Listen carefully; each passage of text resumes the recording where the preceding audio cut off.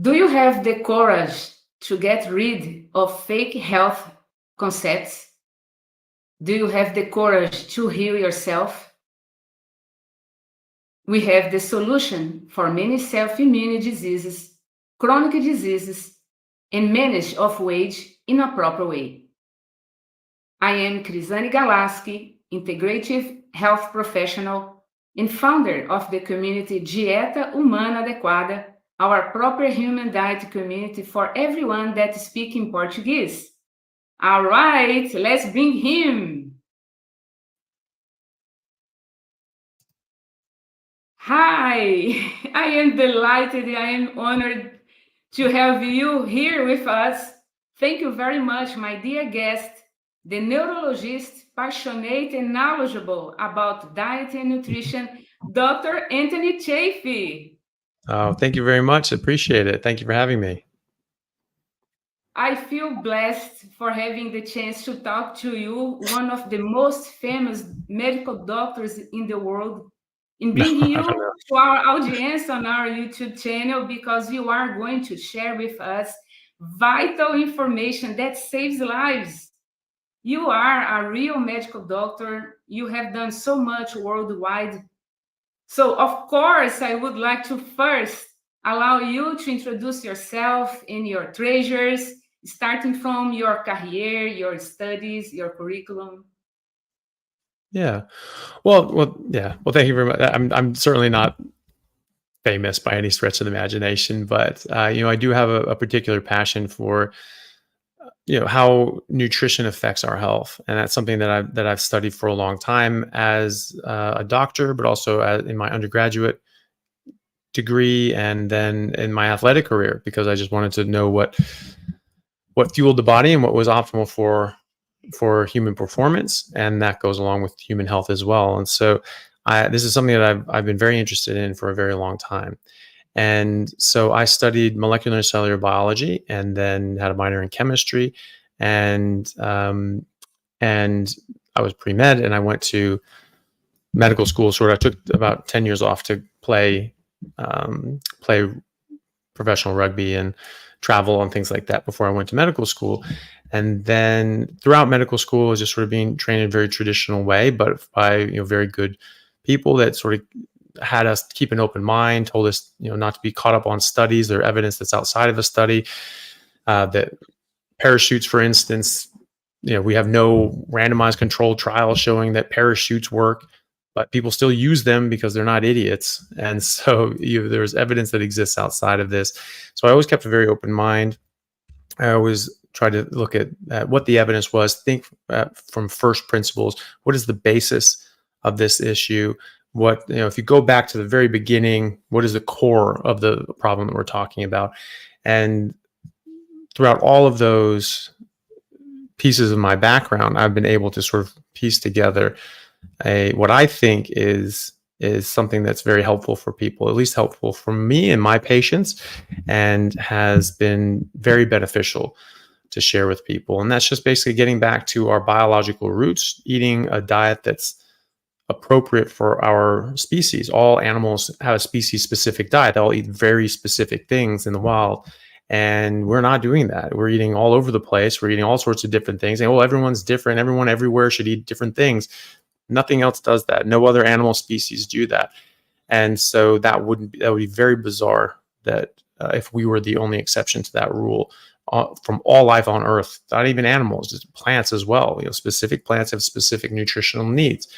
So I've studied that on top of my medical career. I've now been in practice as a doctor for about 10 years now. And part of that, I took a bit of time off, though, in order to do humanitarian work and volunteering in the refugee camps in Bangladesh with the Rohingya refugees that were coming over. There's an actual genocide that was in Burma, what is now called Myanmar. And about 200,000 people were killed in about a month and a half, and 1 million people fled into southern Bangladesh to escape this. And it was quite bad. It was quite nasty what we were seeing. And so I felt I needed to go over there and help out. And so I was originally studying to be a neurosurgeon, and then I took some time off And now I'm back doing that, trying to get back and finish up neurosurgery. But I also have a private practice in metabolic health where I address medical issues with a diet and lifestyle approach, with nutrition and lifestyle first, and then fill in the gaps with medications and pharmaceuticals and procedures and things like that as needed. And that has worked extremely well. We do very well in modern medicine with acute care.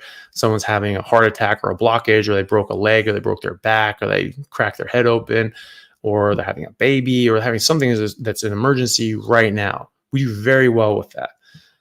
Someone's being poisoned by something, for instance. We do very well with that, an infection. But we don't do very well with these chronic diseases, the diabetes, the even cancers aren't. I mean, cancer is getting more and more prevalent. We're getting treatments for cancers, but it's getting more prevalent. Like that shouldn't be going in that direction. Things should be going down, if anything. And autoimmune diseases, heart disease, these sorts of things, we're not doing well with these. These are only getting more and more prevalent every decade. And they're happening to younger and younger people as we go as well. So clearly there's something that's affecting us in our environment. It's making us worse. And I think that is largely to do with how massively we've changed our eating habits as a planet over the past 40, 50, 60 years. And in those 40, 50, 60 years, that's when we're seeing the largest acceleration of these sorts of diseases. And when you put people back on a more appropriate diet, a more whole food, animal-based, meat-based, high-fat, animal fat diet, or even a full carnivore diet, you see these diseases largely go away, or at least improve dramatically. And I can see that in my patient's symptoms. I can see that in their blood work. I can see that in their body scans. I can see their visceral fat going away, their body fat going away. I can see their fatty liver disease going away. I've even seen people reverse atherosclerotic disease, by carotid Doppler and things like that. So, these are absolutely amazing things to see, and it's amazing that you can do that for your patients. And so that's sort of a main focus of mine now, is trying to educate people in these very simple changes that they can make to their life and improve their health in very dramatic ways. It's not always easy. It's not always easy to radically change the way that you eat, but it is simple. It is very straightforward. If you eat this certain way, you will have these specific results. And we're seeing that all over the world in people in the hundreds of thousands, probably millions at this point, given the amount of growth and large channels with multi-million followers that are talking about this. Wow, this is the best experience we could choose to live, right? It's an amazing journey. Yeah. As an extraordinary neurologist and who truly understands about human diet and nutrition, what are your thoughts from your resources and studies around the carnivore diet and benefits for the devastating autism in its different spectrums?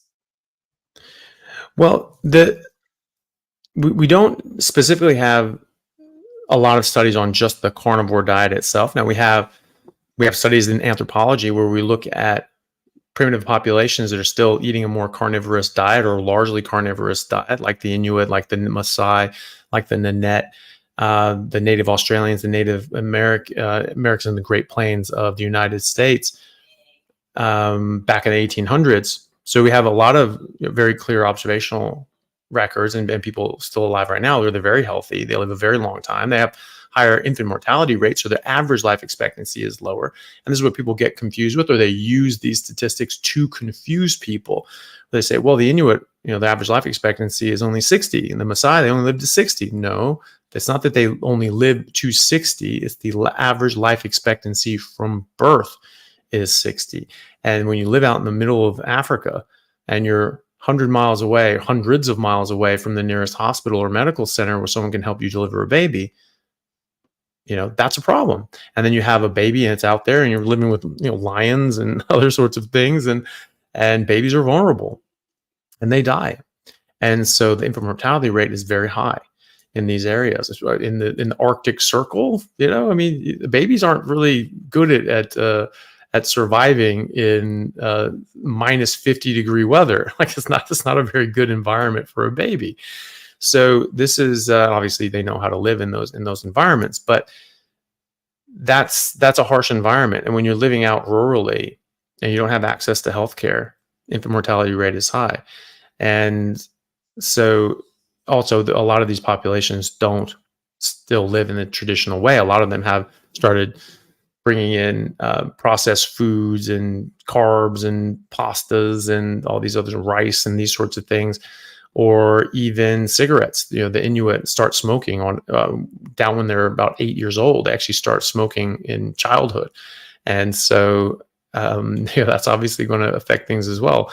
But when people are just living to be living until they die of old age, it's actually much, much higher than that. An average means half die below that, half die above that. That's what an average is. And so if you have people dying in infancy, you have to have people living a lot longer than that to pull that average down to 60. So we have a lot of anthropological data. We have a lot of evolutionary biology data. As far as the clinical trials that have been run, well, you have to think about what a carnivore diet is. It's a whole food, real food, meat-based diet that is ketogenic. So it's all of those things. So it's real food. We're not talking about processed garbage. It's ketogenic, so it's not having any carbohydrates, and it's really just meat-based. But all ketogenic diets are meat-based, because when a ketogenic diet is just you remove and eliminate carbohydrates. Now, there's a difference between low carb and ketogenic, because if it's low carb, you may not be in a ketogenic metabolism. And low carb means different things to different people in different studies. So it's not very helpful. But it should be a ketogenic diet. It should have, if you have no carbohydrates, then you have to replace the energy you would have gotten from carbohydrates with protein and fat. And in fact, what really happens, most people are eating protein and fat, and they say, ooh, fat's bad for you. Then you replace the fat with the carbohydrates. That's when we started eating a lot more carbohydrates in the 70s and 80s, when we started vilifying fat. And so ketogenic diets, they replace carbohydrates with fat and protein. Where do they get the fat and protein? They get it from meat. You could do that in a plant-based diet. You could just eat Crisco and drink canola oil and take copious amounts of supplements, because it'd be very vitamin deprived. But they don't. There are thousands of randomized controlled trials in humans, and certainly in mice as well, showing the benefits of a ketogenic diet, of a high-fat, meat-based ketogenic diet, which is what a carnivore diet is, remember, and specific medical outcomes and health outcomes. So looking at that and looking at the better designed ketogenic diets, the ones that are truly zero carbohydrates, where people are in a state of ketosis, a nutritional ketosis, and they are eating a clean diet, because keto has been a bit corrupted as well with the processed food industry, adding in a whole bunch of stevia and garbage and seed oils and these sorts of things, which you could do. So the ones that are cleaner, they're using whole food, real food, ketogenic diets. Those seem to be the most beneficial and the most healthy. And so you can extrapolate from there a lot of information of what you would expect from a carnivore diet. So for instance, we have 100 years of evidence and data, literature, and studies on high-fat, meat-based ketogenic diets being very helpful for people with epilepsy. And that was the treatment for epilepsy up until a few decades ago, when we started getting pharmaceuticals for this, and we just said, oh, that's easier, just give them a pill, it works fine, right? Well, the diet works fine too. And you're addressing an underlying cause if you're just change something in their lifestyle and they don't have epilepsy anymore. And then you bring something in and now they have seizures. Okay, well, that means that something that they're eating is screwing with their physiology and their neurobiology and is precipitating seizures and is causing these seizures. So you're addressing root cause at that point, which is what we should be doing as doctors. But now they just said, oh, here's a pill and it just covers it up. So you can just eat this garbage. So you can call, it's just, it's getting like cutting your skin. Oh, but that's fine, because we'll put stitches in it. So it's fine. It doesn't matter that I cut you. It doesn't matter that you're cutting yourself, because we'll just put stitches in it. No, the treatment is stop cutting yourself. Stop doing things that are damaging yourself in the first place. If you do get damaged, then we can fix you. But it is not good enough to say, yeah, just keep doing whatever, keep damaging yourself, and we'll just keep fixing you. No, stop damaging yourself. And so that's what we're doing with ketogenic diets. And so there's been sort of a reemergence of this. It wasn't lost from all institutions. Johns Hopkins University Medical Center, I mean, they've been using ketogenic diets this entire time, and it's very beneficial. And that's the first thing you would do. You would put people on a ketogenic diet. You'd see if that works. If it doesn't, then you add in medication. You wouldn't just say like, no, don't worry about it, and we'll just pump you full of medication. That's inappropriate, and I would argue that's bordering on malpractice, because there are better things that are a better treatment for your patient. So we had 100 years of data on that. Same with diabetes. That was the treatment for people with diabetes, type 1 and type 2. And type 2 was very, very rare. It was called adult onset or maturity onset diabetes. And it's generally people in their 60s or later, typically alcoholics. And so, that's a lifestyle sort of modification, but they treated it the same way with carbohydrate restriction and with a high-fat, meat-based ketogenic diet, or fasting, periods of fasting where you just didn't eat anything. And that's what kept people alive. And that's what kept them alive longer. And there's been back and forth on how you treat that. And then it started becoming more and more carbs, but then we were able to synthesize insulin, and then we were able to give people carbohydrates, and there's different philosophies on how to use that. But the original way that we treated this was like in the 1800s and early 1900s, was basically carbohydrate restriction. Same exact thing. Migraines, again, another 100 years of clinical research and data showing that high-fat, meat-based ketogenic diets help with migraines. We're seeing this now in cancer. It's called ketogenic metabolic therapy. Cancer cells all have damaged mitochondria. We think of them as a genetic disorder, but it's more appropriate to think of them as a mitochondrial disorder, a metabolic mitochondrial disorder, as opposed to a genetic disorder, because not all cancers even have any genetic changes, and some cancers have some genetic changes and some non-genetic changes, but the cells all act the same, but they all have damaged mitochondria. And because they have damaged mitochondria, they can't process energy properly. And so they require 400 times the amount of glucose, blood sugar, that normal cells have. And it's called the Warburg effect. And so just putting people on a ketogenic diet, a zero carbohydrate diet, just limits that energy from getting into the cancer cells. Now, it doesn't completely eliminate it, because we make our own blood sugar, but it stays down here at a nice normal level, instead of having these big spikes and swings up all throughout the day because you're constantly eating carbohydrates. And so it dramatically reduces the available energy for those cancer cells. And and there's many studies, hundreds of studies at this point in humans, and several hundred in animals, showing the benefits of a zero carbohydrate diet treating cancer. And then there's some that are low carb. Low carb, again, means different things to different people. But some of these low carb studies are like, well, up to 50 grams, up to 100 grams. It's like, okay.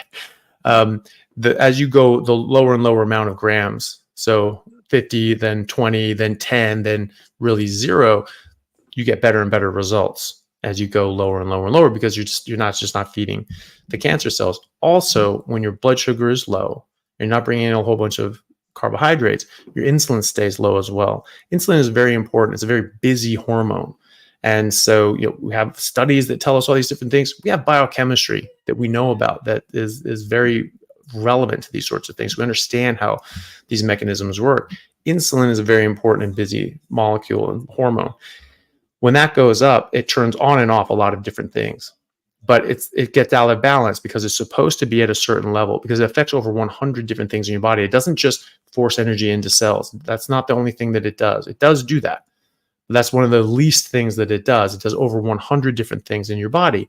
And so if your insulin is down around a 5, which is a nice place for insulin to be, then it's affecting everything at a 5. But if you eat some pasta or bread, or, God forbid, some sugar or soda or alcohol, it jumps up to a 35.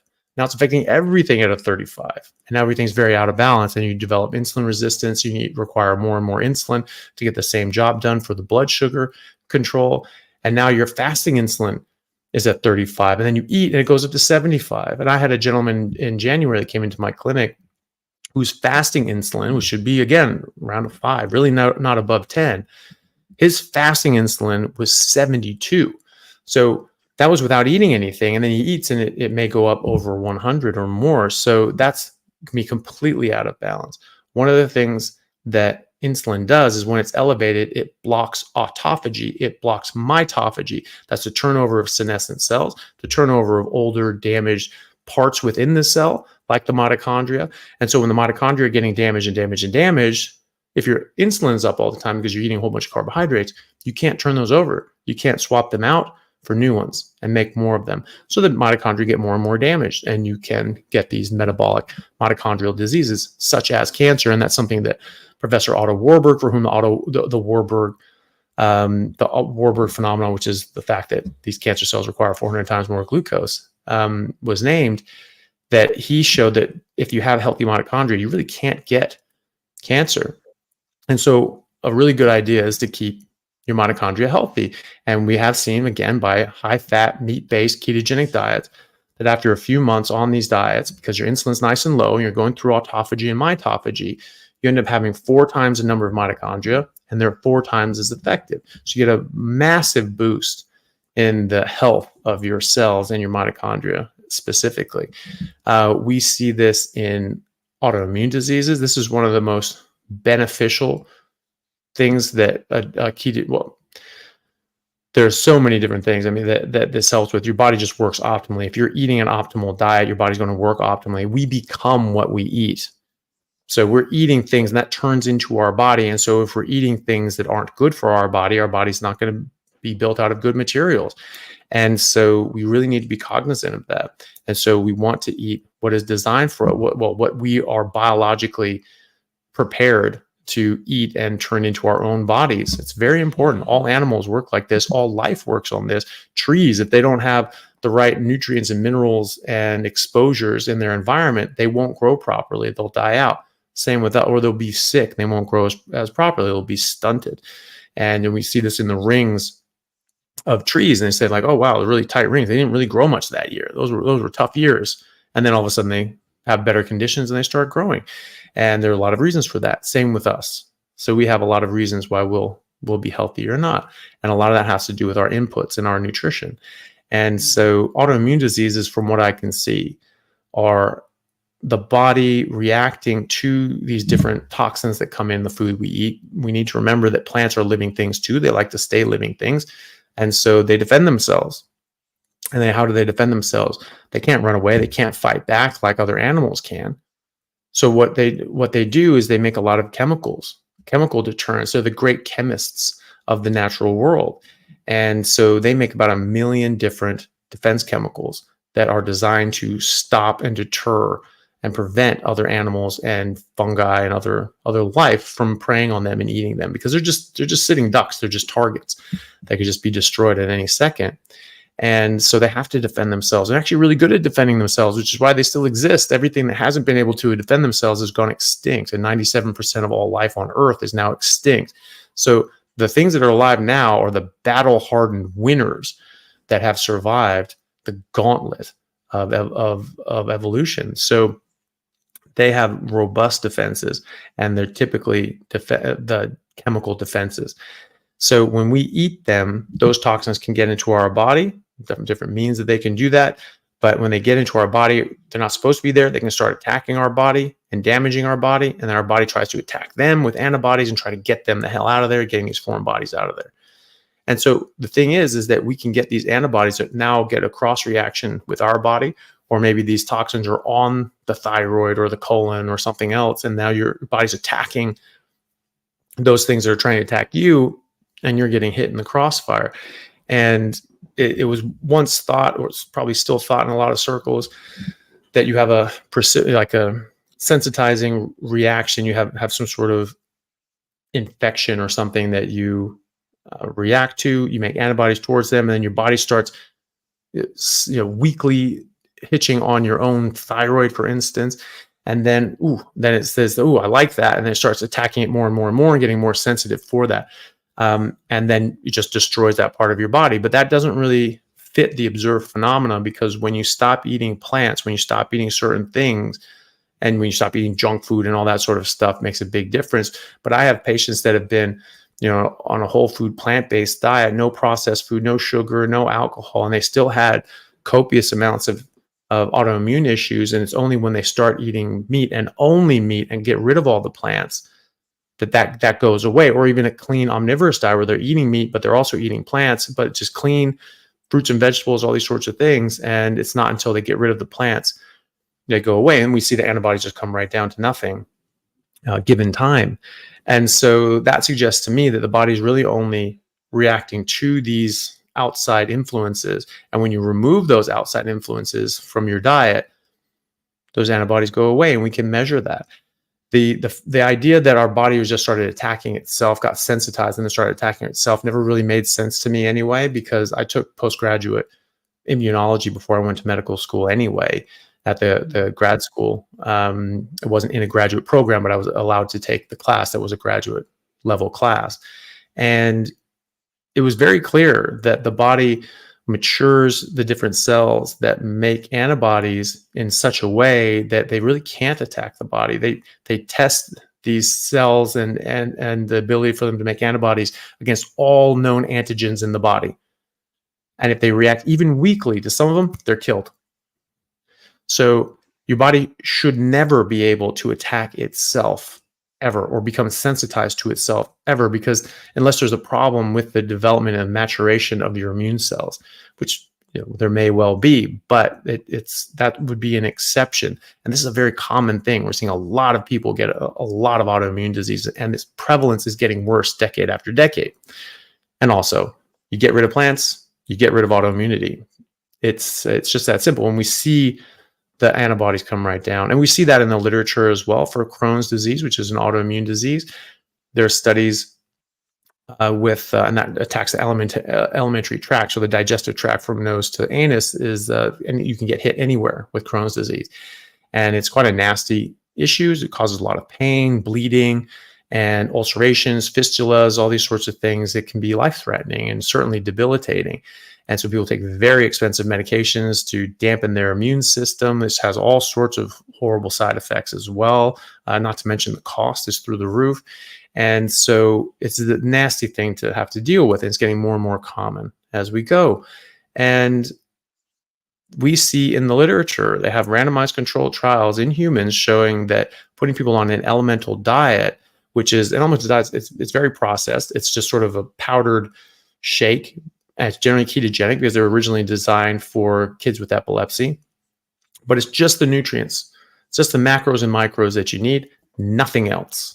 And no carbohydrates. And so that elemental diet, and what is that? That's a steak. A steak has all the nutrients that you need and nothing else. That's what a steak is, and it's ketogenic. So you put people on that elemental diet with Crohn's disease, and that's a better treatment. They found that to be a better treatment to get people out of an acute flare-up of Crohn's disease than prednisone, which is a steroid. And that just completely shut down the immune system. So that's a gold standard to get someone out of autoimmune flare-up. And yet just not eating certain things was a better treatment than steroids, the gold standard. So that tells you something. That tells you that there's a cause and effect relationship there. Again, you are eating something and you have a disorder, a disease, a problem, a reaction. You remove that something, you don't have that reaction anymore. So that's a cause and effect relationship. You bring it back in and you get it again. There was another study with Crohn's disease that illustrated that as well, which was they had people just eliminate carbohydrates and fiber and then go and see how long they could go without medications before they had a flare-up. And they found that people were going as long as 51 months without medication, without a flare-up for 51 months without medication. And contrast that with the control group who did not eliminate carbs and fiber, and they stayed in remission on average 0 months without medication, which is not a lot of months. So again, the carbohydrates or the fiber or something that came along with them is causing the Crohn's disease, because you just eliminate carbs and fiber, Crohn's disease goes away, right? So that's how powerful this is. And I think it's something that we really need to think about, that food is much more important than we think. It's not just about calories. It's not even just about nutrients, but we are not getting enough nutrients. We're eating a lot of calories, but we're not getting enough nutrition. And so I check people all the time, and their vitamins and minerals are way too low. But they don't say that, but it's hard for doctors to catch that. It's hard for patients to catch that, because everyone is so nutritionally deficient now. They've actually changed the reference ranges because just everyone's low. So they said, oh, okay, well, we'll just normalize that. So they fix the curve. They fit the curve to the people. So that's the thing. People don't understand that when they go to the doctors don't even understand that when they see lab tests and they say, okay, well, it's in that range, therefore it's good. Well, so that's assuming that reference range is the ideal range. It's the optimal range. That's where you want to be healthy. But the problem is that's not where it is. That's not what that reference range is. Those reference ranges are actually averages for the community that you're in. Not even necessarily your community, because wherever you are, every single lab that's run by a different company will have a different reference range in every different city. Yeah, exactly. So in the same town, you'll have different reference ranges. So why is that? Why is this optimal for this person and that's abnormal for this other person? That doesn't make any sense, And then if you go to England, you have an entirely different reference range. Well, it matters where you are. No, it doesn't. You're still a human, and you either have enough B12 or you don't. And just because you're in England, all of a sudden, I have enough B12 now. And you go to Australia, I don't have enough B12 now. No, you either do or you don't. It doesn't matter where you are. And so, and different parts of England, different parts of London have different reference ranges for B12 and all these other sorts of things. And so we're treating these as optimal reference ranges, but they're not. They're an average. And because more and more people are becoming more and more nutritionally deficient and deprived, those reference ranges are going down. So every few years, these companies will re-up their reference ranges, and then you get a new average. And the first few thousand people that come in, that becomes the new reference range. So they're not even getting in like healthy people that, it's like, hey, well, let's get a healthy reference range. No, it's just whoever comes in. And so the people that are getting sent in by their doctors are people who are sick. They're unwell, they're unhealthy. And their doctors are saying, I'm worried about you. I'm going to check your levels. And so, of course, it's a selection bias. You're selecting for sick people, and then you're making an average of sick people to represent sick people. And so you go and get your vitamin B12 checked, or your selenium, or your magnesium and zinc and all these sorts of things. And you say, oh yeah, everything's fine. Okay. But are they? Because most people are sick. Most people have metabolic diseases. Most people are overweight or obese. Most people are unwell. Most people are malnourished. So you don't want to compare yourself to the average. You want to compare yourself to what's ideal. So I see people all the time, and they'll be on the low end of that range. Sometimes they'll even be below that range. And it's like, that's way too low. But their doctors may look at that and go like, oh, no, you're in the right range. But you're not in the right range. So many people are actually nutritionally deficient. So I see people come in, they're nutritionally deficient. Everyone's nutritionally deficient. And then put them on a meat-based carnivore diet, and those things start to improve. And some people have absorption issues. Some people have other autoimmune diseases, such as pernicious anemia, that doesn't allow them to absorb B12, for instance. And that's what real medicine can contend with. And we can actually, use different sorts of treatments to get those nutrients up at more normal levels, even though the person isn't able to absorb them. And that's really good that we can do that. But there's so much that just diet can do. And we have so much evidence that food is extremely important in our health. And now we're just seeing more and more and more evidence of the real world evidence. We're just having people try these things and see what happens. And honestly, people say, well, that's anecdotal. No, that's the most important thing. That's the only important thing is what happens to you in real life. It doesn't matter what some study says if it doesn't happen for you. And so all a study can do, it doesn't dictate reality. It's not like, no, this is the truth now. No, it's not. It's just a study. And all a study can do is give you an idea of what to expect if you try a certain thing. And so it can help guide behavior. It can help guide your practice as a doctor, or it can help guide your decisions as a patient. Okay, fine. So you look at the studies, you look at the available evidence, and you make a decision, and then you try it, and then you see what happens. That's the only thing that matters, is the real world results. And so in the real world, when I have patients that come in and have Crohn's disease, Hashimoto's, diabetes, they're overweight, they're having hair loss, their testosterone is low, they're going through early menopause, they have a 22-year-old with PCOS, polycystic ovarian syndrome, can't have kids, and I switch their diet around and all those things go away.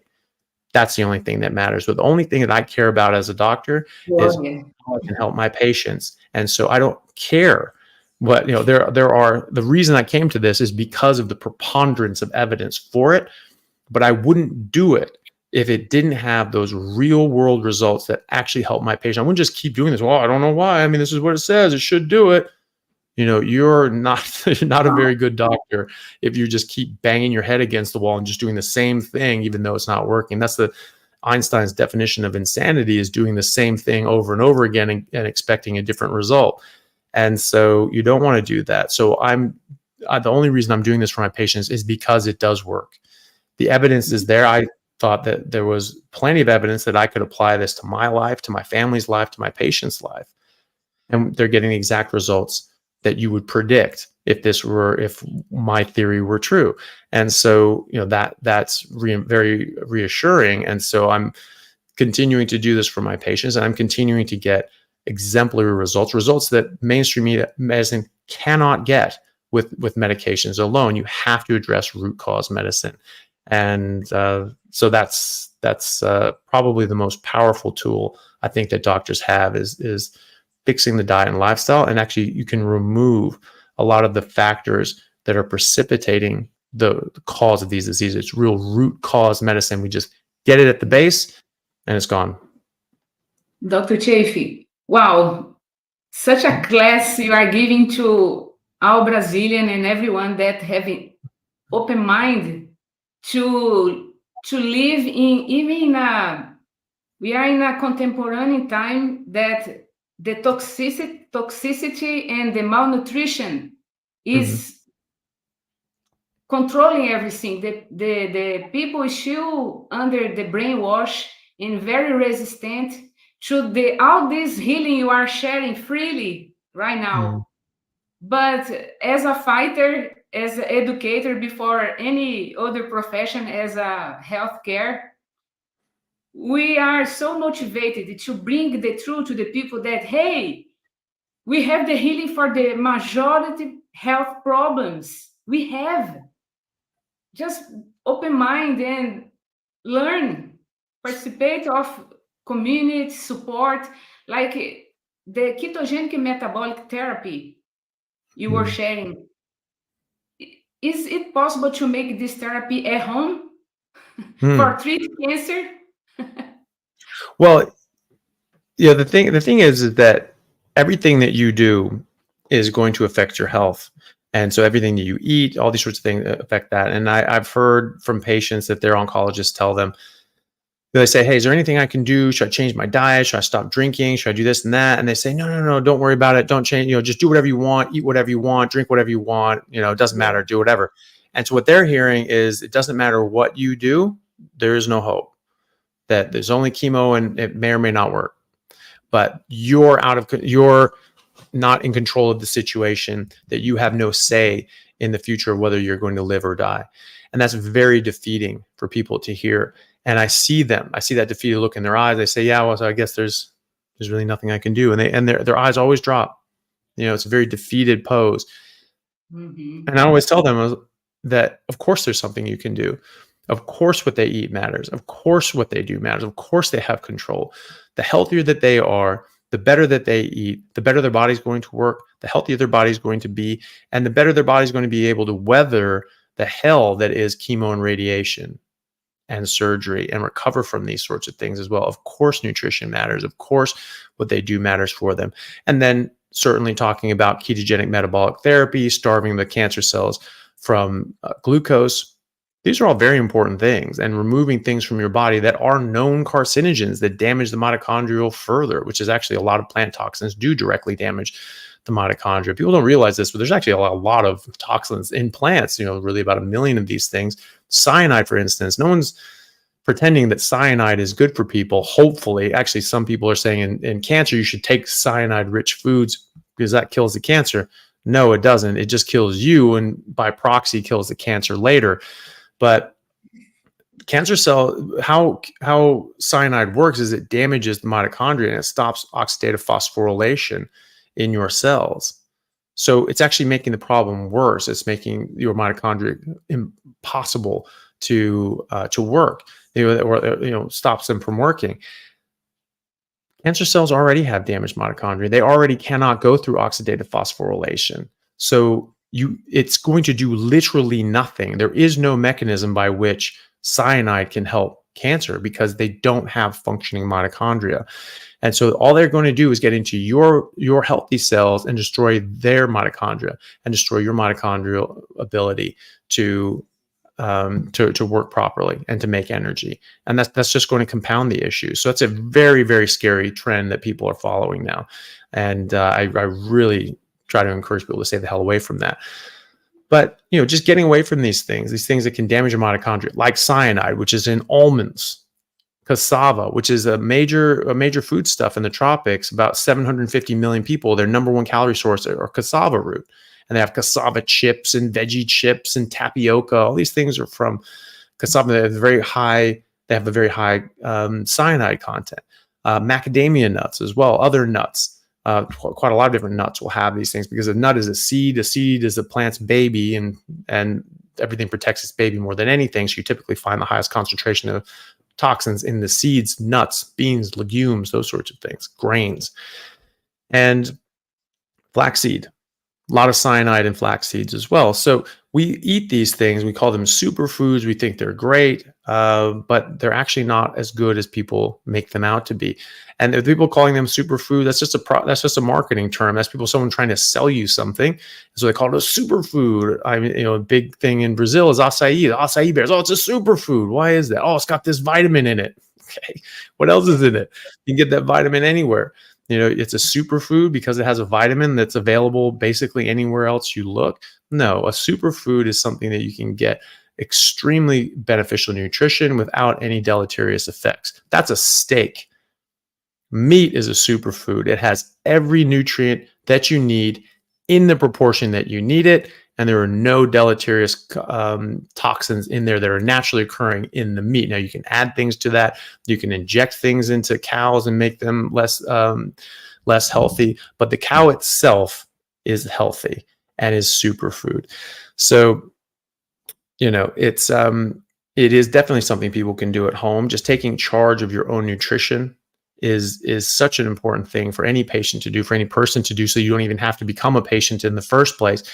But yes, the thing is with ketogenic metabolic therapy, starving out the cancer cells, eating a certain way, that's something that can only be done at home.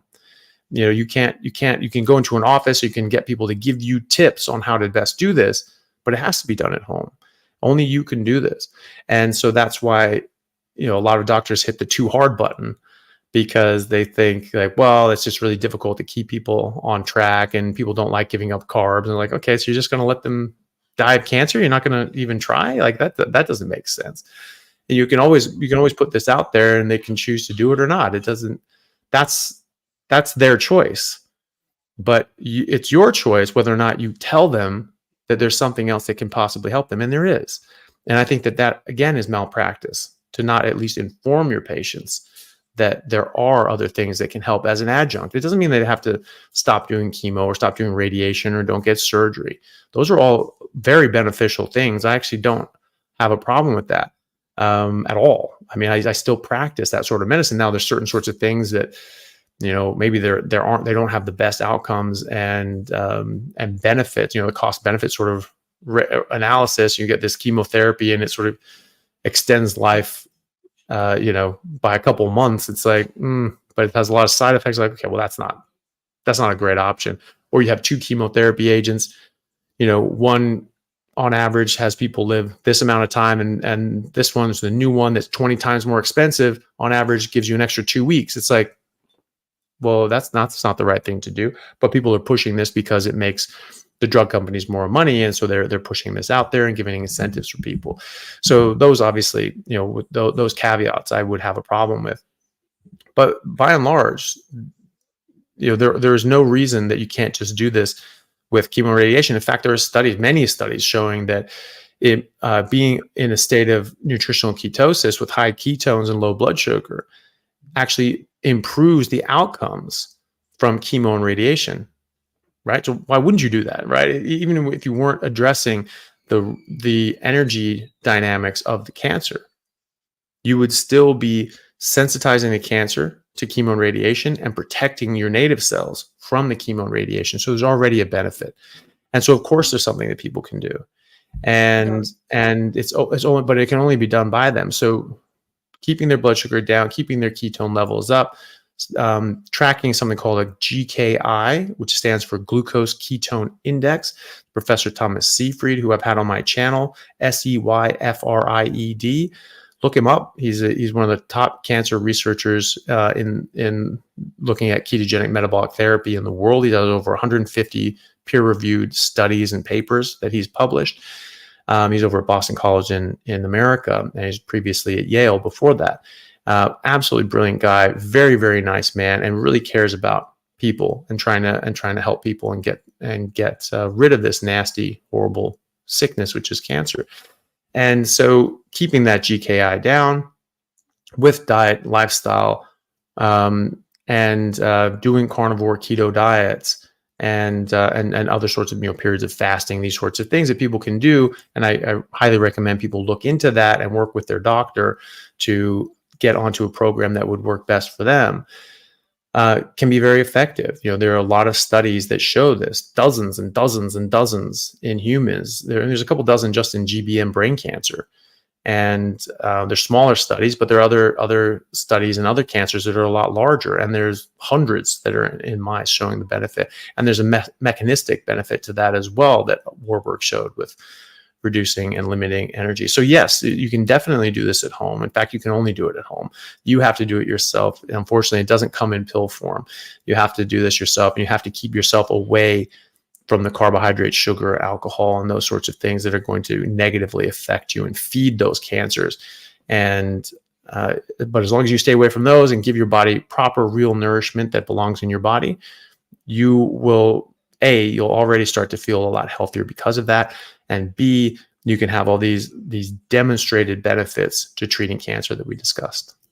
Dr. Chaffee, amazing everything you are telling, because it's totally revolutionary, under our limited concepts on the universities. And I would like to ask you, if a patient does not want to go through chemotherapy, radiation, even medication, and has a diagnosis for cancer, is it an option for just go through the ketogenic metabolic therapy to heal a cancer, or is very relative, very particular? Yeah, well, it is very relative, and so it depends on the person. It depends on the cancer. They should all respond in a positive way to making these dietary changes. Some will respond more or less. There are some cancers that rely mostly on glucose to get their energy. There's others that rely more on glutamine for their energy sources. And so if you have something like a GBM, glioblastoma, they take in about 75% of their energy comes from glutamine. And so you limit the glucose, that's very good, but it's still getting energy from glutamine, so it may not be enough. But there are people going on ketogenic metabolic therapy after all the chemo and radiation and surgeries, and they ran out of options and just kept coming back and kept coming back and kept coming back. And they just said, okay, this is my last shot. And so I do that. There's case series reported from Cedars-Sinai Medical Center from a different group in Arizona that I saw, published like 15, 16 people that had done this. And sort of a last line therapy, the cancer just kept coming back and aggressively growing. And they're like, we can't resect anymore. We can't treat it anymore. We don't have any medical interventions anymore. You can't have radiation anymore. Just all these things would kill you if we kept doing them. And they say, okay, well, I'll just stop eating carbs then. And all of a sudden, tumors start shrinking. So in fact, Professor Seyfried especially talks about GBM. He studies glioblastoma, which is the brain cancer that I would see a lot of, because it's the most common primary brain tumor, primary malignancy of the neurological system. And so that's something that just comes up a lot. A lot of people have this, unfortunately. Well, it's not, it's a percentage of population is still very low, but as far as brain tumors are concerned, they're a major portion of that. And so Professor Seyfried, we were treating GBMs 100 years ago with resections, sort of all we did. And people would live, about a year. Now we have chemo and radiation and all these other sorts of things. And actually, to be fair, much better surgical techniques as well, and imaging and everything like that. We can get more of it, and we're doing less damage and trauma to the brain and the body by going in there. And the average is 15 months, right? So we didn't actually get much out of that, right? In 100 years, the treatment for GBM has not progressed much at all. And so what Professor Seyfried says is that these treatments may give a bit of a bump in life expectancy, but they don't necessarily help you long term if you look at the cancer biology of it. Because again, GBM, they really like glutamine. When you irradiate the brain, it actually obviously damages the brain, damages the neurons, and actually causes a lot of glutamine to be released into the tissue. And so the microenvironment around the tumor, now maybe you zap a lot of those cancer cells, but it doesn't kill all of them. And now you've just released a whole bunch of glutamine, and now there's all this energy there, and you're you've given it a lot of good solid medium to then come roaring back, and that's generally what you see. And so, and the radiation alone can kill you. You can get radiation necrosis, and you can die from this. I unfortunately had a friend of mine who died from this. Actually, was treating this with diet and lifestyle sort of things as a primary. And after 5 years, had no sign of GBM. And then she started slipping off and being a bit more cavalier with her diet, and it all came back. And so I was very strict. I was like, you really need to get really strict on this. And so she started doing that, but her doctor suggested doing another course of radiation, which she then did. And unfortunately, she had very serious complications of that, and didn't make it. And so that was very, very sad, because it wasn't really the cancer that got her. It was the treatment for the cancer that got her, even though she was doing so really, really well when she was doing the diet. So certainly for that, Professor Seyfried doesn't think that that's a very good treatment. It's not a very good treatment modality. One thing that the temozolomide does, which is the chemotherapy specific for GBM, and it sort of increases life expectancy by a couple months.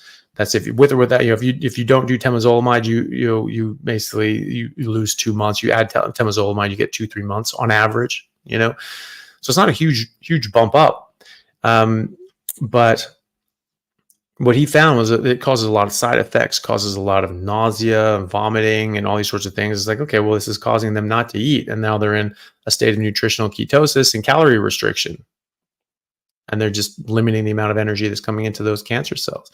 So maybe could that be the benefit? And maybe if that's the main mechanism of action that's benefiting, or the main benefit that temozolomide is giving, and other chemotherapy agents, you can't eat for days and days because you just feel so sick.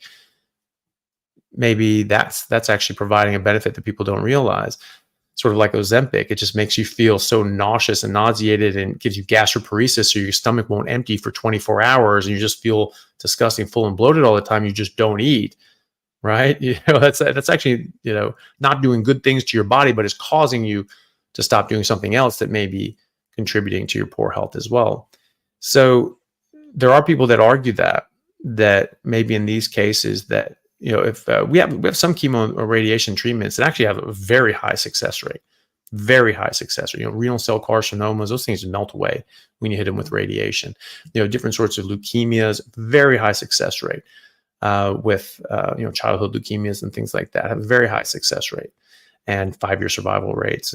And so, that I would not discount standard of care. I would always work with your doctor and your oncologist to come up with the appropriate plan for you. And anytime you're changing your diet and lifestyle, talk to your doctor and see how this fits in with your life and your treatment program.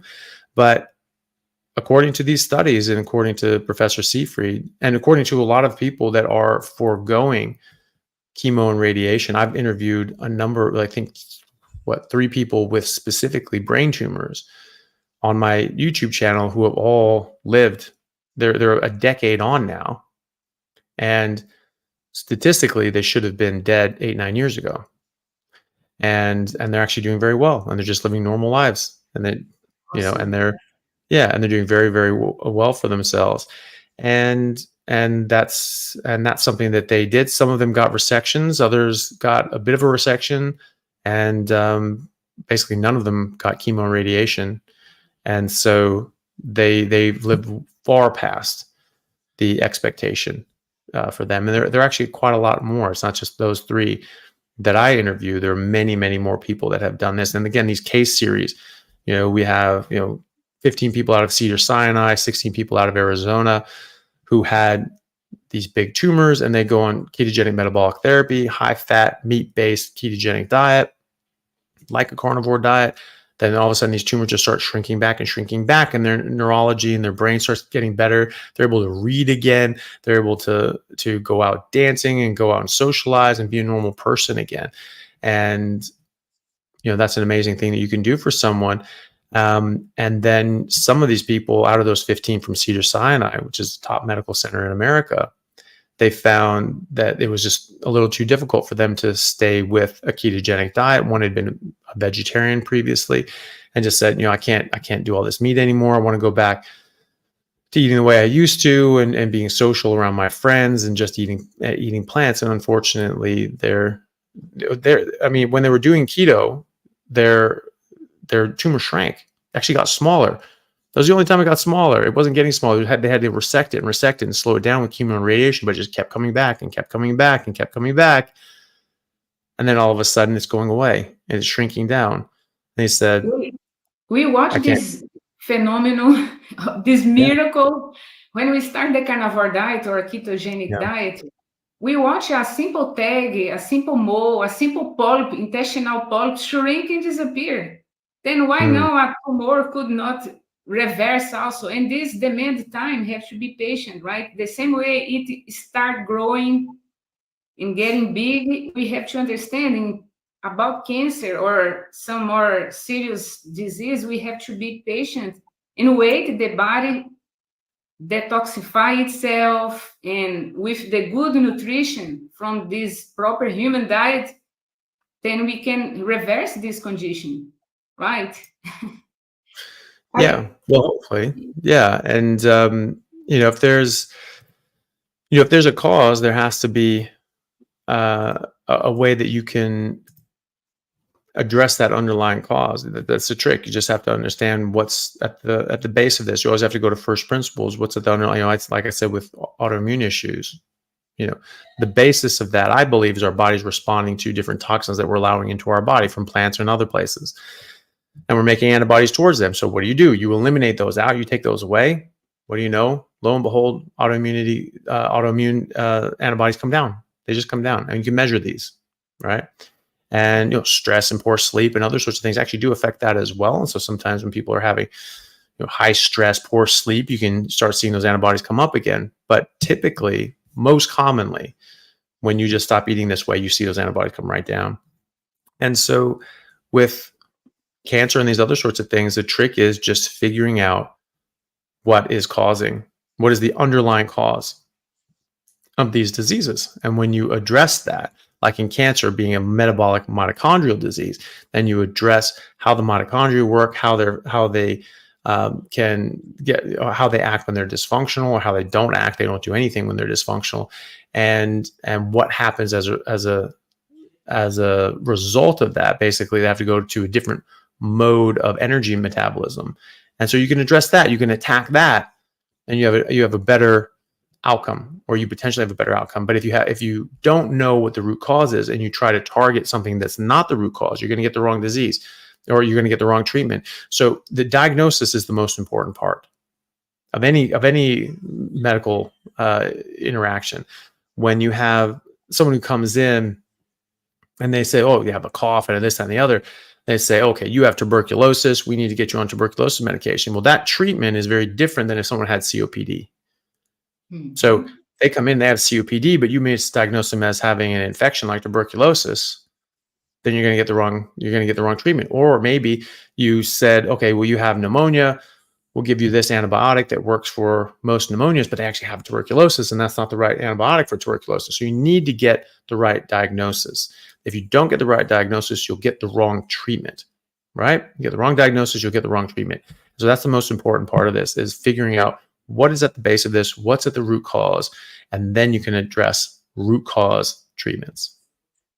That is the importance of everyone it's important to have a qualified health professional before changing any style of life or change medicine, or just judge based in no knowledge what is happening for sure. Then it's important. I also repeat that it's very important that before you change your style of life, you need your doctor, you need a qualified healthcare to support you, parallelly to a human proper diet. And I would like to ask you, as a neurologist, the benefits for ADD, ADD also is positive, right, for improvement, or even is possible a remission? Well, it's certainly possible. Again, everything revolves around what is the root cause, or what's causing it in the first place. There's certainly things in our diet that can cause our brain to not work properly. Again, a lot of these things go back to the mitochondria. And if the mitochondria in the brain and the neurons aren't working properly, your brain's not going to work properly, because the mitochondria, if people don't know, mitochondria are an organelle, which is an organ inside a cell. You can think about it that way. And they make energy called ATP. So that's the cellular energy. But they don't just make the energy. They actually move around in the cell, sort of like a sailor on an old school ship, sailing ship. They're going up and down the mats, or pulling this rigging, they're doing this. They're doing the work inside the cell. So they're turning things on, turning things off, getting things from here, doing that. Or you can think of them as workers in a factory. They're using different parts of the cell as machines to get different jobs done, right? Or a submarine. They're trying to get all these different things working, shoot out torpedoes, do all these sorts of things. So when the mitochondria are slowed down, just like your workers in your factory or on your sailboat or on your submarine, if they're sick and they're down, and you're short-manned, and everyone's got the flu, you're not going to function properly as a unit. And that cell is not going to work properly. So that submarine is not going to work properly. That factory is not going to work properly. And now you have trillions of these things not working properly. You're going to get serious dysfunction. And so when you address these things with ketogenic metabolic therapy, like a carnivore diet, and again, when you're on a ketogenic diet, after 3-4 months, you'll have 4 times the number of mitochondria, and they're 4 times as effective because you're turning over these mitochondria. And so we have found in clinical trials in humans that you can actually reverse major mental health issues like major depression, anxiety, OCD, bipolar, ADD, ADHD, even schizophrenia, Wow. right? And so treating that with diet and getting people off medication is actually found that so far it has a better success rate in the limited clinical trials that we have. It's a better success rate with a ketogenic diet, a high-fat, meat-based ketogenic diet, like a carnivore diet, is a better Inclusive treatment. Alzheimer and Sorry? dementia. I'm sorry. Inclusive for Alzheimer and dementia, right? It's the same. Yeah, so that would be different. But yeah, there are randomized controlled trials on Alzheimer's as well. And I found that, I mean, they're calling Alzheimer's type 3 diabetes now. And remember, the treatment for diabetes used to be carbohydrate restriction. And you're getting insulin resistance of the brain. Your energy is not getting in there properly. And then you go into a ketogenic state. Now you're making ketones. The brain actually primarily runs on ketones. And so now you have enough ketones, they go into your brain and just floods it with energy. Oh, wow, look at that. And people's brains turn on in a matter of days. They feel better in a number of days, and they get better and better and better. And their mitochondria are getting stronger and stronger and stronger, and their brain is getting healthier and healthier and healthier. And there are a lot of other reasons why that can be as well. The brain is made out of fat. It's made out of DHA and EPA, which only come from animal fat. It's made out of cholesterol. We're telling everybody to get rid of their cholesterol, but we're made out of cholesterol. Our brain is made out of cholesterol. All of our hormones are made out of cholesterol. So maybe that's not the best idea. There are actually studies with ketogenic diets that show that a ketogenic diet, high-fat, meat-based ketogenic diet, is a better treatment for Alzheimer's disease than every medication ever trialed. And then there are studies that have actually shown, and certainly case reports as well, where people with Alzheimer's were on statins that lower cholesterol, and these statins can cross the blood-brain barrier to varying degrees, and they can get in the brain. Your brain actually makes cholesterol because your cholesterol is a major building block and structural component of the brain. And so your brain makes it. It's so important to your brain that your brain makes it. And then now we're giving people these statins, which actually cross into the brain and stop your brain from making this extremely important and vitally necessary building block and component of your brain. And what do we think that's going to do, right? So in fact, they found in these publications that these people who had Alzheimer's, who were on these statins, were taken off the statins, and in 6 weeks they didn't have Alzheimer's anymore. But then they were put back on the statins, and 6 weeks later they had Alzheimer's again. Right? So you tell me what's happening, right? There's that same cause and effect relationship there. We're stopping the brain from working properly. We're stopping it from making cholesterol properly, and we're getting deleterious mental health, degenerative processes in our brain. This is actually well known. We've actually studied this. You can look up different sorts of cholesterol disruptions, like disruptions in the metabolism of your cholesterol in the brain. Hyperthyroidism, all those problems is the same line of understanding, right? Well, yeah, they certainly can be. But with cholesterol in the brain, this is something that's long understood, that if you disrupt the cholesterol production in the brain, the normal cholesterol metabolism in the brain, this causes very serious deleterious neurodegenerative processes or neurodevelopmental issues. So this is something that's very well understood, and now we're doing this on purpose. We're giving people medication. No, we want to mess up your brain's cholesterol. Ooh, evil cholesterol, it's so bad for you. No, we know that if you do that, you're going to get these problems. And so now we're giving people that do exactly that, and I don't think that's going to have a very favorable outcome. But yeah, you're right. People with thyroid issues improve as well. Hashimoto's is a very common autoimmune condition.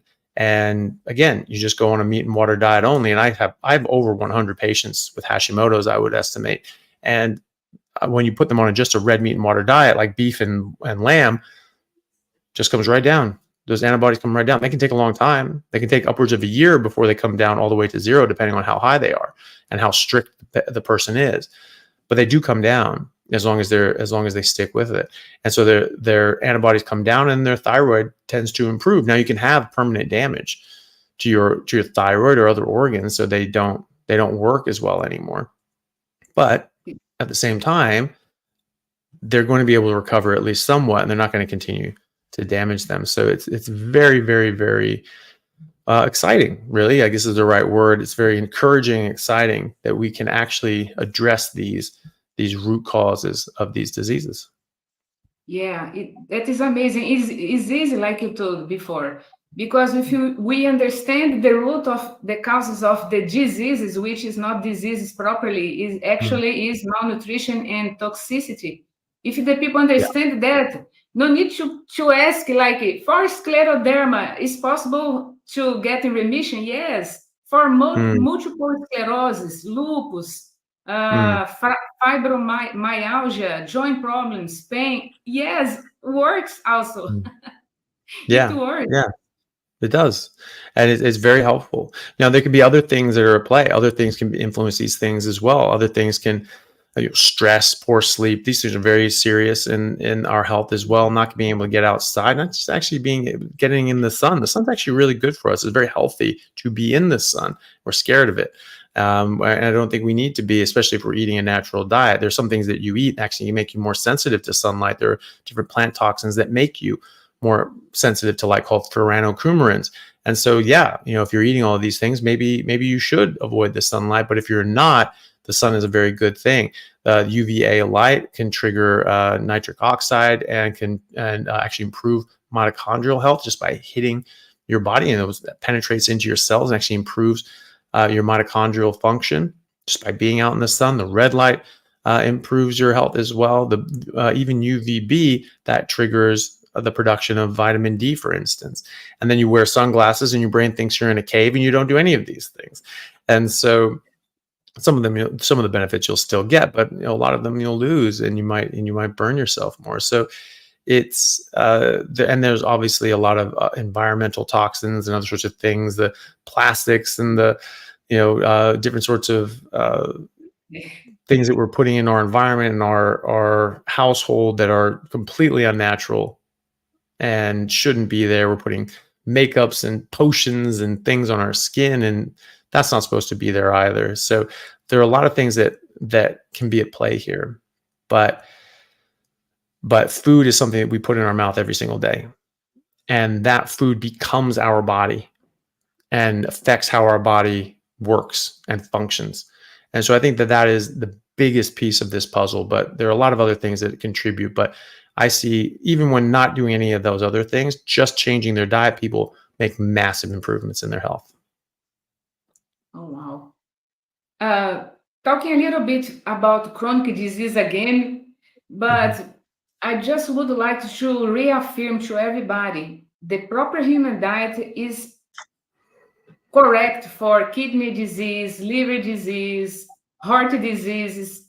The people don't need to be afraid to try, to get at the doctor, to get their tests, because it is the solution. If you understand the root cause of the diseases, you just dive in the correct nutrition, the proper human diet, to reverse so many problems that we watch from your videos every day, right? So many big masters, others doctors also teaching this daily. Just we have to have the courage to win our preconcepts, our fake beliefs, and try something new, something is really, we know is the truth. Is the truth for you get healthy and keep healthy. Live more also, right? Yeah, definitely. And so, if the healthier you are, presumably the healthier you're going to be for a longer period of time. If you are sick constantly and you're constantly exposing yourself to things that are harming you, your body will break down faster, and we call that aging. And so we'll age faster, and we'll break down faster, and we'll get organ failure, and we'll die more quickly. We look at our genetics, and what I was taught in genetics 20 some years ago was that based on the length of our telomeres, that we are designed to live 120 years on average, right? So what that means is if you don't mess up, and if you just stay out of your own way and don't mess up, that you should make it to 120 without doing anything special, right? So why are we dying in our 60s and 70s? That's literally middle-aged. And, I see people, that come into the hospital and they have cancer, and they're in their 70s, and they hit these panels that say, oh, well, should we really treat this person? They're 70, they're really old, and they've had a good life. Maybe we should save those resources for someone else. This would be in the public, sphere, in the government hospitals. I don't agree with that. I think that if a patient is healthy and they want treatment, they should get treatment. They shouldn't have it withheld from them just based on their age. I think that's discrimination, and that's wrong. If someone's just unhealthy and they're not going to survive surgery or treatment, then that's probably the correct move. But that's a decision that you have to make and come together with the family to say, look, this really isn't safe to do that. But if they're safe to do the treatment and they're healthy and they want it, why would you Why would you withhold that because of their age? Now, I don't really see that in Australia, but I absolutely saw that in Europe, and I really didn't disagreed with it. But we're talking about, people in their 70s as just, they've had this long life that, that's okay. Just let them be. That's middle-aged. They should be getting another 20 years without any health issues. Animals in the wild, even animals in the zoo, they don't get any of these diseases unless they're being fed something that they're not supposed to eat. And then they get them. They get the exact same things we get. They get lupus, they get cancer, they get diabetes, right? And they get obesity. I've never seen a fat koala in the wild. They can just sit in a tree and just eat all day. So why don't some of them who don't have self-control, why don't they get fat and diabetic? None of them do. They all look like koalas. Like, I couldn't tell the two koalas apart to save my life. It just wouldn't happen, And so, and we see that in zoos as well. They don't get fat, even though they're sedentary. They're just sitting in a box the size of this room, and they don't have any sort of serious issues. I've never seen a fat giraffe. I've never seen a fat zebra, a fat lion, as long as they were being fed what they naturally would eat in the wild. And that's what zookeepers say. You feed them if you don't feed them something that they eat in the wild, they'll get sick. They'll get human diseases. And that's where there's signs of the zoo say, don't feed the animals. It gets them very sick to eat something that they're not supposed to eat. We get very sick if we eat something we're not supposed to eat. And we need to remember that. And so if you're just eating a healthy diet, you should live to your genetic potential. We're seeing this with animals in the zoo. Animals in the wild, you can make an argument saying, well, when they start to slow down, they get killed by something and eaten. Fair enough. That doesn't always happen, though. Other herd animals and big protected in the herd, elephants, these sorts of things. Sometimes they're not being killed by anything. Sometimes that's it, and they're just sort of done, and they just lay down, go to sleep, and don't wake up. We see that in the zoos as well. Healthy, active zebra, healthy, active lion. And then one day they just start slowing down for a couple of days, and they're sleeping more, and then they just don't wake up, right? And that's how that normally is. It's not 20 years of debilitating disease and trauma before finally their body just gives up and they die. That's not what happens to any form of life. Trees don't just start going just moldy and rotting and dying and corrupted, and then they die. They're big, strong, and healthy. And then they just that's it. That's it for them. So all life on Earth is inherently healthy at its base. We have to do something negative to ourselves to make us unhealthy. Animals and plants have to do something negative has to happen to their environment, to them, to make them get unhealthy. The lack of nutrients or exposure to harmful chemicals or pathogens, right?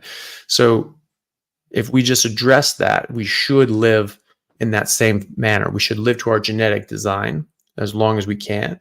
And we can do special things. We can exercise, we can work out, we can get better sleep. All those things will help. And you should live to a ripe old age, well over 100, extremely healthy, full faculties. You don't see lions walking around the zoo, drooling, walking into walls and things like that. You just don't see that. You don't see that with zebras or other animals as well. It's only humans. Or our captive animals who are being fed something they're not supposed to eat. Then they'll get that. Then they'll get dementia, and they'll get cancers and heart disease and other sorts of things as well. So if you just eat what you're supposed to eat, your body will live as long as it's designed to live. And we know as geneticists, we should make it to 120 without doing anything special, as long as we're eating properly and living properly. You are a gigantic reference for athletic performance in carnivore diet. And as a doctor, I would like to ask you to tell something about carnivore diet and physical performance, building muscle. Yeah. So again, if you're just eating what you're designed to eat, your body's going to work as well as designed to work. And what I've found is that as a professional athlete, I played professional rugby for 10 years before medical school. As I said, 5 of those years were on a carnivore diet. And that was a period that I've never felt better. I've never been more athletic. I've never had better athletic outcome, endurance, and explosive power. And I've never been able to put on muscle more easily than during that time as well, and stay lean. I always be lean and always keep my musculature. And it was very easy to do that. I didn't have to work out constantly, even though I did work out constantly. And I got extremely muscular when I started really incorporating weights. Because normally I would just train really hard and just do more body weight things. And I sprint so much, my legs were just like tree trunks. But then when I really started lifting weights and I really started growing into my frame, and I put on a lot of muscle. And it was very easy to do so, and it was very easy to maintain that as well. And there's a lot of science behind it, but the short of it is that when you're in a ketogenic state, when you're in a ketogenic metabolism, your body is running off your fat stores, and so you're making all the energy you need from your fat stores. We have even very slender people have well over 100,000 calories stored in our fat cells, and very slender people. And so people that aren't as slender have far more calories available to them. And so if you're in a ketogenic state, then your body can run on that fat store, and you bring that over to your liver, and your liver turns that into ketones, glucose, and glycogen. And you can just run on those ketones, glucose, and glycogen. And it's actually quicker to convert your fat into glycogen than it is to drink sugar water to replenish your glycogen. That's actually been shown mechanistically from a biochemistry point of view, but also in real life. Again, it doesn't matter how beautiful your theory is. It doesn't matter how smart you are. If it doesn't agree with experiment, it's wrong. And so we've done the experiments, and we've seen that people in a ketogenic state, the ketogenic athletes, actually replenish their glycogen instantly, constantly, and faster than carbohydrate-fueled athletes drinking down sugar water and taking those sugary gels and things like that. And so they can work themselves to the limit and just wear themselves out. But as soon as they stop and recover, the ketogenic athlete will recover much faster. And the carbohydrate-fueled athlete, they'll need to drink more sugar water. They'll need to take more carbs, and they'll need to do that. And it takes longer for them to recover. It takes a lot longer for them to recover and to run on those fuels. So it's a massive advantage, And Professor Tim Noakes out of South Africa, he's one of the foremost exercise physiologists and sports medicine doctors in the world for decades. And he actually, for most of his career, said, "Oh, you need carbs, you need carbs, you need carbs to be a top level athlete," because that's just what was taught, and that's what he learned, and so that's what he taught other people, and that's how this works. And so 10, 15 years ago, he started looking at things and went, okay, actually, you would actually do a lot better being in a state of ketosis without carbohydrates, because as soon as you stop eating carbohydrates, you have unlimited carbohydrates. Sort of seems a bit backwards, but the less carbs you eat, the more carbs you have. If you eat no carbs, if you eat low carbs, then your insulin is going to be high enough that you're going to block your blood sugar production, but you won't end up having enough for what you're doing. So he has been looking at this. He actually came out of retirement basically to undo his own legacy. And that takes a lot of integrity. He could have just retired. His book was selling. He was doing great. I'm sure he was fine. And he could have just enjoyed his retirement, enjoyed his grandkids and his family. But he's actually gone back to work to actually undo what he did, actually undo his own legacy, and actually say, actually, no, I got it wrong, and I'm very sorry. This is not what we want to do. And he's been attacked. Yeah, and he's been roundly attacked for that. Reborn as a professional in the right direction. That is amazing. Yeah, and so he's done studies with human athletes, not animal studies, showing that you get the exact same explosive power, athletic performance by being in a ketogenic state and making your own blood sugar and glycogen than you do if you're carb fueled and was it carbo loaded? Yeah, I mean, it's so long since I've done that. I never actually did that. In high school, they said, "Oh, yeah, you're supposed to do that." I did that a couple of times. I was like, actually, I didn't feel good from that. That didn't make me perform better on the next day. I actually didn't think that was a great idea. So I just never did that. I actually would always fast the day before a game. I would never eat on the day of the game. This is long before I did carnivore. And I just noticed that I had much better energy. And I just automatically was going into that ketogenic state where my body was just making all the energy I needed. And if I ate dinner even, I didn't feel as good the next day. Certainly if I ate during the day, never felt as good. And so I just wouldn't touch this stuff. And I always felt much better for that. But Professor Noakes actually showed this, that you had ketogenic athletes could perform exactly to the high capacity and the ongoing endurance of the carb-fueled athletes, but they could just keep going because they were never running out of carbs. They never ran out of their fat stores because, again, you have over 100,000 calories in your fat stores. You're never going to run out of that. Not in a single day game. Like, no, you're not going to do that. I had a gentleman on my podcast, this guy Alex McDonald. He ran 5 marathons in 5 consecutive days without eating the entire time, without eating the whole week. So he ate Sunday, then he was just eating meat. He's on a carnivore diet. He's been keto carnivore for 12 years or so, and keto or carnivore. I think he's carnivore for like 5 years and keto before that. And he ate on Sunday, had meat on Sunday, and then Monday ran a marathon. Then Tuesday, Wednesday, Thursday, and Friday ran the Sydney Marathon. And didn't eat that entire time, and then only ate after the Sydney Marathon. And he wasn't even all that hungry. He had like a big tomahawk that he was going to eat, and he just not even all that hungry. He just had 2 burger patties, and that was it. And so obviously your body has enough energy. And his last day in the Sydney Marathon, that was actually his second best time. His best times were the first day and the last day. So he actually got better as a week progressed. So we had, better time here, and then sort of a little bit low, and then it started coming up. He had never run a marathon. That was really hard on his body. He'd never really done that. He just said, I bet I can do this. And so, that was a lot for his body to take, but from an energy standpoint, there was more than enough available. So that, and then with Professor Noakes, he actually crossed them over. It was a crossover trial. So we had people then wash out. So the carbohydrate group switched to being ketogenic. The ketogenic group switched to being carbohydrate. And then they let them get fully adapted. They gave them about 42 days in this study, where they said it really only took about 21 days to get everybody adapted, but they gave them double that just to make sure. And again, no drop off in performance on the ketogenic group, right? And so, and then you get the added advantage that you can just keep going forever, right? Because you are going to be very hard pressed to burn through 150,000 calories in a single day. It's really not going to happen. Oh. I hope everyone is enjoying our podcast today with Dr. Chaffee. So leave your like, follow our channel, activate the notifications, and share this video because you can help us to save lives.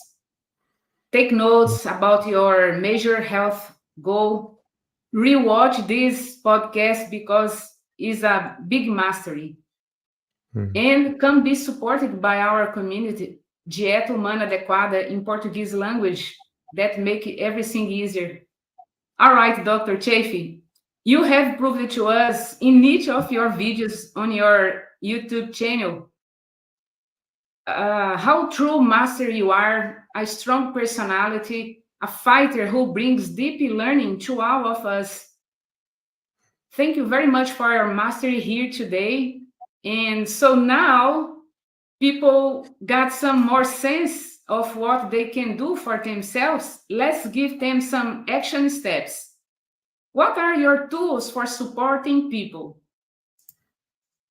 Oh, so, well, I have a lot of online resources, and I try to make those all free and available. I don't put things behind paywalls. I want people to have this information. I don't want them to have to pay for it. I don't want certain people to have it and other people not to have it. This should be available to everyone. This is just, health is our birthright, and so we should all know about this. And so I try to make everything available for free. So I have my podcast, which is just called the Plant Free MD. That's available on any podcast network for free.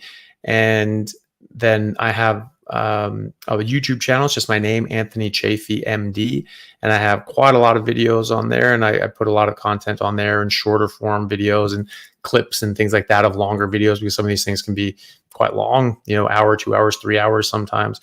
And so then I have put those into playlists. So if you go on YouTube and you're interested in cancer, I'll put all the videos that I've done on cancer, and maybe a couple others that I think are important, and athletics and muscle building. I have a playlist for that. And then getting started on a carnivore diet, the main videos that I think are the most important to know about on why you would get into a carnivore diet, and also how to do a carnivore diet.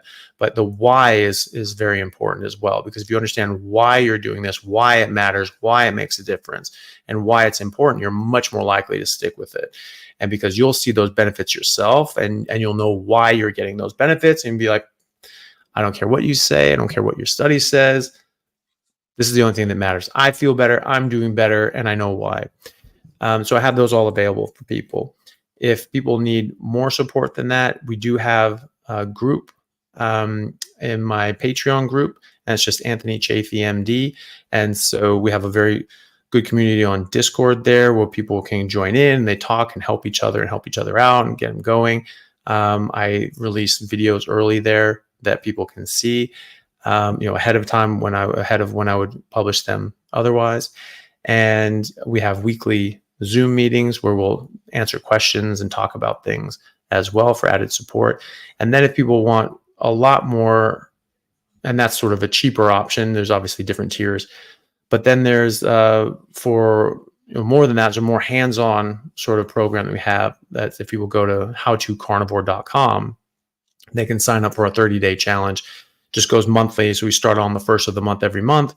And we have a program called School, where we have different classrooms and videos and different sorts of tutorials that people can go through, and they can learn about, you know, in a structured way on how to do carnivore and why to do carnivore. There are a lot of people in these groups. They can get a lot of support. You can ask questions in the group. And also we have weekly sessions as well. So if people, depending on how much support they want, they can go for those.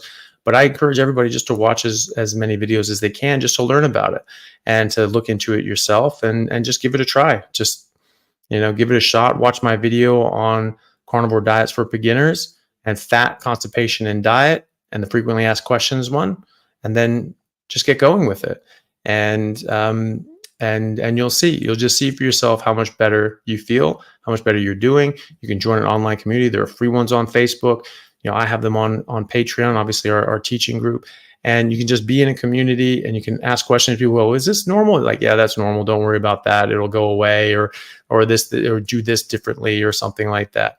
And that can be very helpful for people. But at the end of the day, just give it a try and see if it helps you, and see how you feel on it, and see how you go. There isn't anything in meat that's going to harm you. Meat is very healthy, and we require meat. That is obligate for our species. You cannot survive on a vegan diet unless you take supplements. And if you take supplements, then clearly that's a deficient diet. So if we're talking about food, you need meat as part of your food. And so there's nothing in meat that's going to harm you. There are things in plants that objectively can harm you. And there's nothing that you're missing if you cut out plants. So you just give it a try, see how you go. If you're worried about a specific medical issue, consult your doctor, talk to them, and see if that's appropriate for you. In general, the only thing that you need to worry about is, are you human? If you're human, then you should eat a human diet. An orca whale should eat what an orca whale eats. A polar bear should eat what a polar bear eats. You know, we don't ask a vet, ooh, should that zebra be eating grass? I don't know about his heart. Ooh, what about his kidneys? Is that grass good for his kidneys? Like, it's a zebra. Yes, the grass is good for his kidneys. It's you know, that's what they're supposed to eat. And so that's what their kidneys are supposed to contend with. And so the same goes for us. If we are getting onto our real, natural, biologically appropriate diet, then it should be applicable to every person. And so there may be caveats to that, but I actually haven't found any at this point. So, you know, that's what I would recommend, is just get really familiar with the different pieces of information and videos behind this, and then just give it a try yourself and see how you go. Awesome. I wrote right below this video all your links. Everybody that wants to reach Dr. Anthony Chaffee is easy. Just look below the description. And before we go, what is your next events? We know you just came from London in a big conference of health. And what is your next events? Why worldwide? Yeah, so I'll be coming up into sort of a busy season for that. So next week I'll be flying to Austin, Texas for what's called Hack Your Health Conference. Used to be called KetoCon. It's basically a biohacking sort of thing. We're going to be talking about the carnivore diet there. And then I'll be flying to Switzerland for actually a conference on sports and ketogenic live sports conference. And so I'll be giving a talk on carnivore, my experiences as an athlete on a carnivore diet. And then after that, I'll be in Melbourne for the Low Carb Down Under conference, which is a great conference. That's where I gave my one of my lectures that sort of went viral, which is called "Plants Are Trying to Kill You." I gave that at the Low Carb Down Under in Gold Coast 2 years ago. Then I'll be in Adelaide, Southern Australia. Then I'll be in Manchester for a day conference in October. And then after that, I'll fly to Southern Spain. And so I'll be in Southern Spain for a week. And then, in August, I'll be in San Diego for the symposium on metabolic health. And then in Wyoming for the beef roundup and sort of a carnivore sort of convention there right after that. So a lot of busy things. If people want to sort of keep track of that, I do make these announcements on Instagram. So my Instagram is just Anthony Chaffee MD, and so I let people know out of there where I'm going. Wow, amazing! The world needs to listen to you, really learn from you, my dear people. This was one of the most powerful podcasts so far I had participated with a very amazing doctor in the world in the proper human diet, which is the foundation for any professional, a physical educator, a doctor, a teacher, understanding the real diet and nutrition for humans is the foundation for we be a successful professional, right? Yeah, definitely. Yeah, if we don't have our health, we don't have anything. And so, it's of fundamental importance. And, everyone's worried about everyone else, and you're a family, but you can't pour from an empty vessel. If you're not healthy, then you can't help other people be healthy and successful. So it's very important. It's fundamental for your life. And then if you want to help someone else, you help them get healthy, you help them eat the right way. And then that's probably the best thing you can do for someone for both their physical and mental health. I wish you would become even more famous. People need real doctors like you. This was an absolute privilege for me. Thank you so much for coming today. Oh, well, thank you very much for having me. It's a pleasure. All right. I hope you can come eventually again to our channel. Yeah, that would be great. I'd love to. Okay. Have a blessed weekend. Bye. Thank you. Bye, everyone. Thank you.